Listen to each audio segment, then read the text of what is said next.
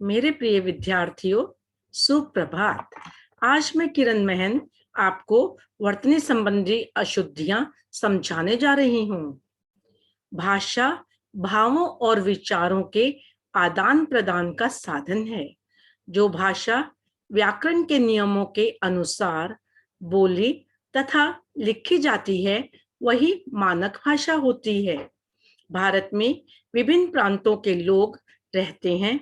वे हिंदी के शब्दों का उच्चारण अपने तरीके से ही करते हैं। लिपि के चिन्हों को व्याकरण के नियमानुसार क्रम से लिखना वर्तनी कहलाता है। जैसे कुछ लोग ऋतु लिखते हैं, जबकि इसका शुद्ध रूप ऋतु होता है। कुछ लोग स्कूटर बोलते हैं, जबकि इसका शुद्ध उच्चारण स्कूटर होता है। मनुष्य शब्द का उच्चारण मानुष किया जाता है। सबसे पहले बच्चों में आपको संज्ञा और सर्वनाम संबंधी अशुद्धियां बताने जा रही हूं। अशुद्ध वाक्य, उसे हम शुद्ध करके कैसे लिख सकते हैं, इसके बारे में बताया जा रहा है। पहला वाक्य है, मेरे को शहर जाना है। बच्चों, मेरे को शब्द गलत होता है। इसके स्थान पर हमें क्या बोलना है? मुझे शहर जाना है। दूसरा वाक्य है, दुर्जन लोगों को उपदेश नहीं देना चाहिए। यहाँ पर दुर्जनों को उपदेश नहीं देना चाहिए सही शब्द है। बच्चा लोगों को पिकनिक जाना है। बच्चा लोग को नहीं, बच्चों को पिकनिक जाना है। लिंग संबंधी व वचन संबंधी अशुद्धियां। माया ने गीत गाई। यहाँ पर एक क्षेत्रीय प्रभाव पड़ने के कारण गीत गाई कहा गया है, जबकि गीत पुल्लिंग होता है और उसे हम क्या बोलेंगे? माया ने गीत गाया। पंडित जी ने बहुत सारे प्रसाद दिए। पंडित जी ने बहुत सारा प्रसाद दिया। तुम्हारा घर कहाँ है?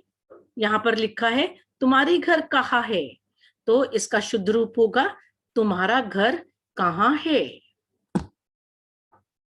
अशुद्ध वाक्य और शुद्ध वाक्य जैसा कि मैं आपको समझा रही हूं, अब मैं आपको कारक संबंधी अशुद्धियां समझाने जा रही हूं। मुझे गृह कार्य को करना है, यह अशुद्ध है। मुझे गृह कार्य करना है। चित्रा कार्यालय का काम करने के लिए कुशल है? नहीं, चित्रा कार्यालय का काम करने में कुशल है। बच्चों को पढ़ने को जाना है, यह गलत वाक्य है और यहाँ पर कारक संबंधी अशुद्धि हुई है। हम बोलेंगे बच्चों को पढ़ने जाना है। पेड़ में बंदर बैठा है, नहीं, पेड़ पर बंदर बैठा है।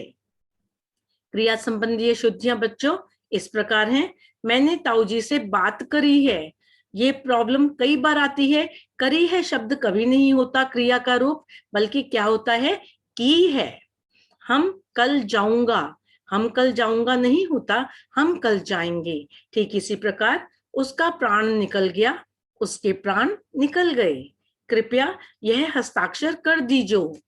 कृपया यहाँ हस्ताक्षर कर दीजिए। अब है क्रिया विशेष विशेषण संबंधी अशुद्धियां। चाय में चीनी थोड़ा और डालो। चाय में चीनी थोड़ी और डालो सही शुद्ध वाक्य है। उधर पर एक भिखारी बैठा है, वहां एक भिखारी बैठा है। मंदिर के बाएं तरफ बगीचा है, बाएं तरफ नहीं, बाईं तरफ। पदक्रम संबंधी अशुद्धियां। अशुद्ध वाक्य है, मुझे एक फूलों की लाल माला चाहिए। यह वाक्य पूर्णतः गलत है।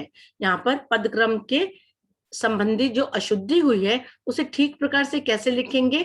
मुझे लाल फूलों की एक माला चाहिए। खरगोश को काट कर गाजर खिलाओ, नहीं, गाजर काट कर खरगोश को खिलाओ।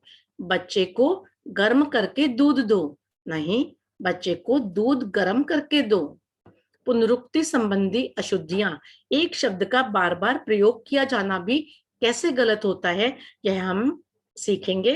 कृपया मुझे कुछ पैसे उधार देकर या देने की कृपा करें। कृपया मुझे कुछ पैसे उधार दे दीजिए या मुझे कुछ पैसे उधार देने की कृपा करें। मैंने दिल्ली में दर्शनीय देखने योग्य स्थल देखे। मैंने दिल्ली में दर्शनीय स्थल देखे। पिताजी बाजार से खाने योग्य खाद्य पदार्थ लाए। ये तो पूर्णतः अशुद्ध है। पिताजी बाजार से खाद्य पदार्थ लाए। अव्यय संबंधी अशुद्धियां, अशुद्ध वाक्य हैं और शुद्ध वाक्य लिखे हुए हैं, इनकी ओर ध्यान दीजिए। पक्के अमरूद हाथ ही हाथ में बिक गए। हाथ ही हाथ में नहीं, हाथों हाथ। प्राचीन काल में भारतीय व्यापारी अपने देश में तथा दूसरे देश में घूमते थे। अपने देश में और दूसरे देश में के स्थान पर हम क्या कह सकते हैं? देश विदेश में। वह फूट फूट कर रोया। तो कहने का अभिप्राय है वह फूट फूट कर रोया था। यह सही वाक्य है। तो बच्चों, आशा है आपको वर्तनी संबंधी अशुद्धियां समझ में आ गई होंगी। धन्यवाद।